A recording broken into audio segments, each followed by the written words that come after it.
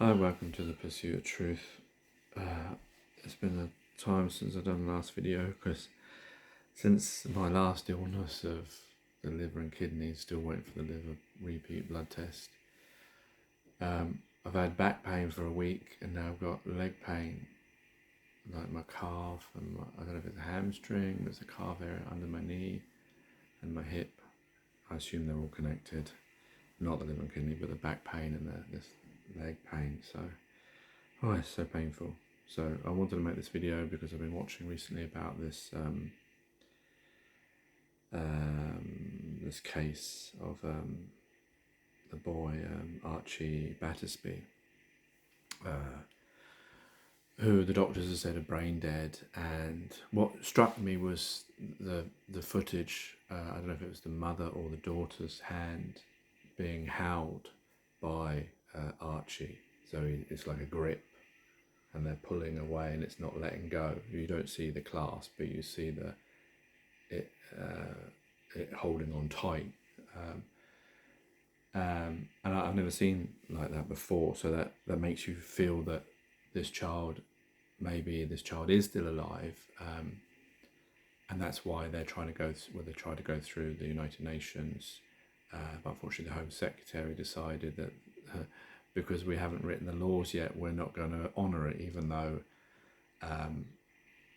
we will eventually. That I don't know what the rush is, because this case, it seems very, I thought they gave a longer time, because I believe it's April when Archie was first in hospital, and it's August now, so that doesn't seem very long time to try and do things. But I guess the thing is they do their brain test, and if you're brain dead, then you're brain dead, and that's as far as it goes. But I was reading, because I was looking up about this Lazarus effect, as they call it, and this article in ScienceDaily.com.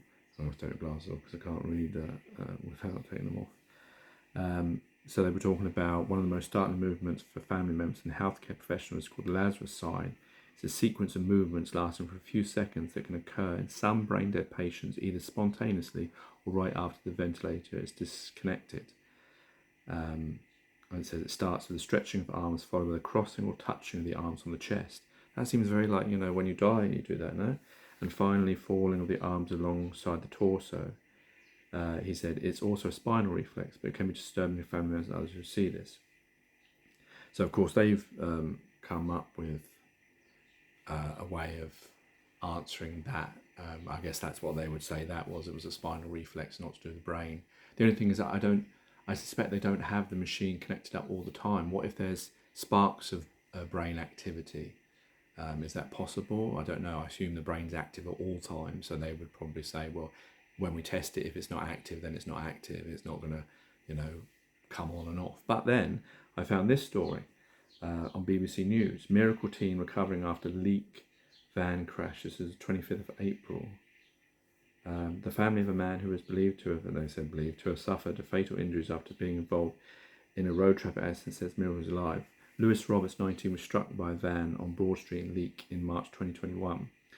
At one point, the family was told he had suffered a brainstem death, but hours before surgery to donate his organs, he began to breathe on his own.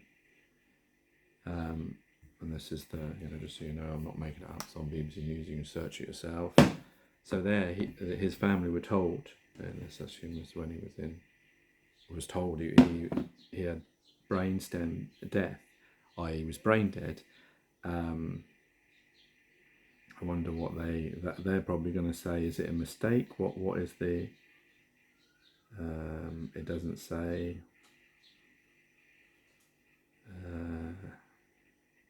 It just says it's the rarest of occurrences, but it doesn't say how the mistake was made. Either because I've read another article where it said that if it does ever happen, that's because they made a mistake when they were doing the tests. But of course, I assume they're hooked up to a machine that reads brain waves, and if it shows no brain waves, unless they connected it wrong. But there you go. You see, is it time? Is it possible that brain waves can, when you have these kind of brain accidents, or you've been dead for a long time, maybe the brain doesn't work in the same way as it does when it's working. You know, like if you did a brainwave test of me, and that's how they would test it, isn't it? Of now me, and then a dead person, I guess, and then they would say, well, that's now the test works. But the thing is, what if when you damage your brain or oxygen, you know, it doesn't emit certain waves, or they're undetectable, or there's a different thing, or I don't know. But all I can see is this story gives hope. I mean, yes, it's a miracle in that sense, and maybe it was a misdiagnosis, or maybe this boy was brainstem dead according to scientists, according to the doctors, and if they'd if they'd done it a week before, he would be dead now. So I don't know what the rush, because they're saying in a few years' time he'll be dead anyway because of organ failure, that his organs won't be able to take the ventilator for that long.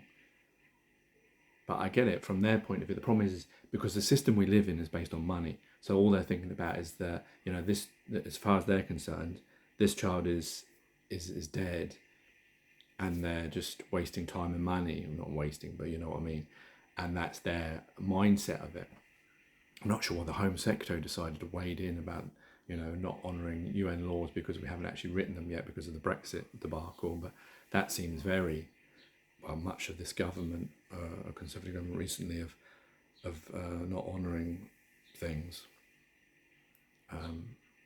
I think it would have been better to let the Supreme Court just make their own decision rather than telling them what decision to make. That seems, that doesn't seem right. I'm not sure who the Minister of Health is at the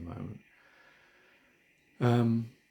But yeah, I don't know what the rush is, but I get it from the point of the hospital. They want to prioritise, and they've got other patients to look after and money, because that's the system we live in. If we lived in my kind of system where money wasn't the factor, where we're looking after the health of people, maybe we could keep people, well, we could, because it wouldn't be anything to do with money. You wouldn't have to pay electricity bills and all that. It'll just be making the equipment. But the only problem is then you could have like hospitals full of brain dead people because no one wants to switch them off.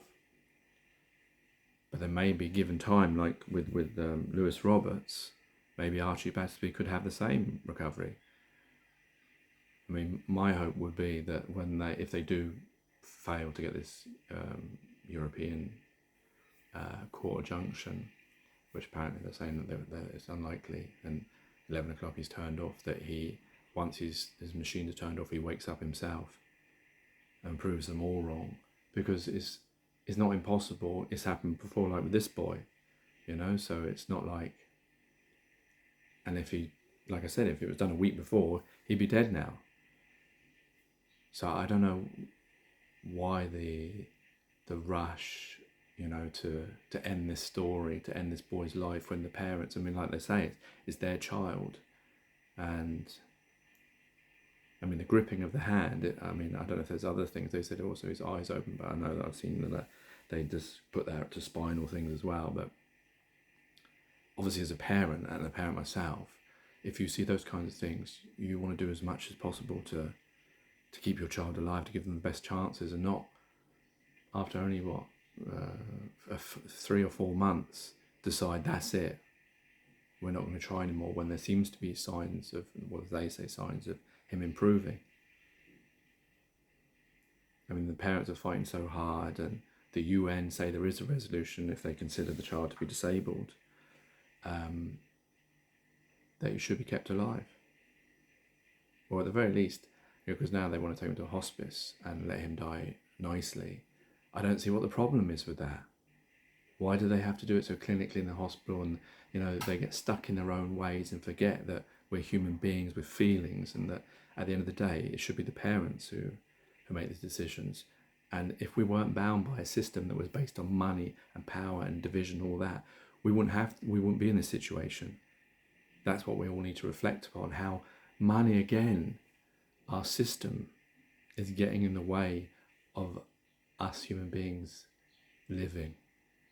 Take care, take it easy, God bless, and peace.